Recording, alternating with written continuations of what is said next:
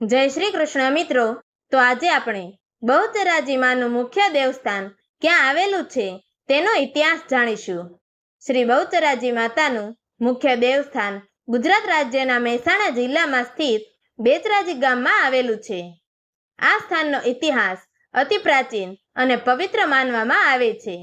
આ મંદિરનું નિર્માણ કાર્ય સંવત 1835માં આરંભ થયું હતું અને તે સંવત 1839 સુધી ચાલ્યું। નિર્માણ પૂર્ણ થયા પછી તેમાં ભવ્ય રીતે બહુચરાજી માતાજીની પ્રતિષ્ઠા કરવામાં આવી। આ દિવ્ય મંદિર લગભગ 15 મીટર લાંબુ અને 9 મીટર પહોળું છે। ગુજરાત રાજ્યમાં આવેલા શક્તિપીઠોમાં આ મંદિરને બીજા શક્તિપીઠ તરીકે માન્યતા આપવામાં આવી છે। મંદિરમાં 3 મુખ્ય પ્રવેશ દ્વારો આવેલા છે, જે તેની ભૂમિકા અને સુરક્ષા દર્શાવે છે। મંદિરની કલા અને શિલ્પ કારીગીરી અત્યંત ઉત્કૃષ્ટ છે। સમગ્ર મંદિર પથ્થરથી તૈયાર કરાયું છે અને તેની આગળના ભાગમાં એક વિશાળ મંડપ છે, જેને લોકો ચાચરનો ચોક તરીકે ઓળખે છે। અહીં ભક્તો નિત્ય પૂજા અને દર્શન માટે ભેગા થાય છે। મંદિરના વાસમાં એક અગ્નિકુંડ પણ આવેલું છે, જ્યાં ધાર્મિક યજ્ઞ અને હવન કાર્યક્રમો યોજવામાં આવે છે। ઘુમ્મટ અને થાંભલાઓમાં રંગબેરંગી પૂતળીઓની સુંદર નકશી જોવા મળે છે, જે મંદિરની શોભા અને આધ્યાત્મિક વાતાવરણને વધુ આનંદદાયક બનાવે છે। મંદિરના પાછળના ભાગમાં માનસરોવર નામનું એક અત્યંત પ્રસિદ્ધ કુંડ આવેલું છે। આ કુંડ ભક્તો માટે માન્યતાથી ભરપૂર છે। ગુજરાતના ઘણા ભક્તો પોતાના પુત્રના પ્રથમવાર વાળ ઉતારવા માટે ખાસ અહીં આવે છે।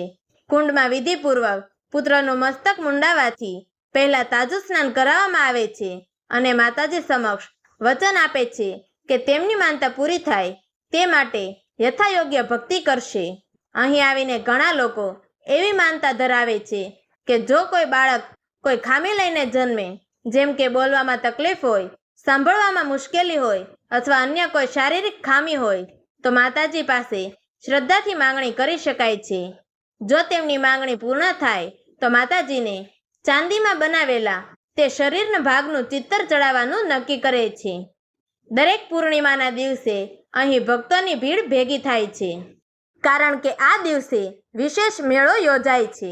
આ દિવસે રાત્રે માતાજીની શોભાયાત્રા ચાંદીની ભવ્ય પાલખીમાં નીકળે છે।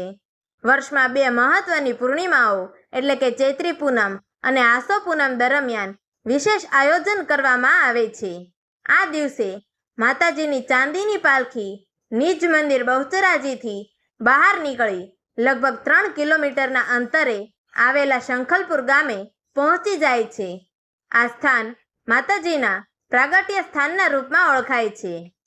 ત્યાં માતાજીની રથયાત્રા સમગ્ર શંખલપુર ગામમાં ફેરવીને ભક્તો માતાજીના દર્શન અને આશીર્વાદ મેળવે છે।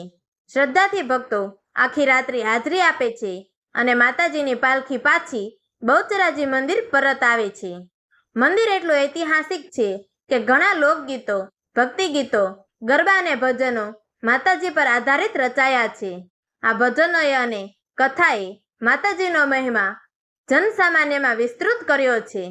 આ રીતે બહુચરાજી માતાનું મંદિર માત્ર એક ધાર્મિક સ્થાન નથી, પણ શ્રદ્ધા, સંસ્કૃતિ અને સાંસ્કૃતિક સમૃદ્ધિનું જીવંત પ્રતિનિધિત્વ છે।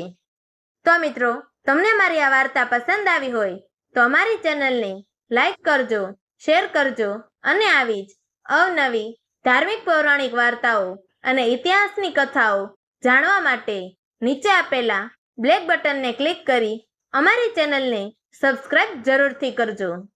તો મિત્રો, અમારી આ વાર્તાને છેલ્લે સુધી સાંભળવા માટે તમારો ખૂબ ખૂબ ધન્યવાદ। જય શ્રી કૃષ્ણ। હર હર મહાદેવ।